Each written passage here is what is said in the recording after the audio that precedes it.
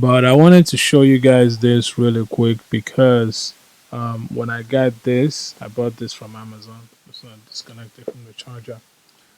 When I bought this from Amazon, camera is struggling to focus. When I bought this from Amazon, this part, let's see, it's gonna manually focus that. I have time for all that um, focusing issues that it's having right now. Right, just like that cannot focus that far. But yeah, so you see this inner part right here. You're gonna notice that this most of the time it won't even like it will be super tight, right? Like that part will be poking out.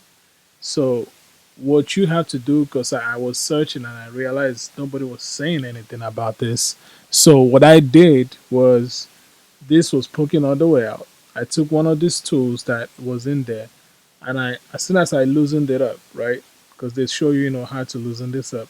Once you loosen it up, take one of these things and jam it down there. It will push this down a bit, and then this will open up. That's the way to do it. So if you're still having issues with that, then that might be like this, the one that you have problems.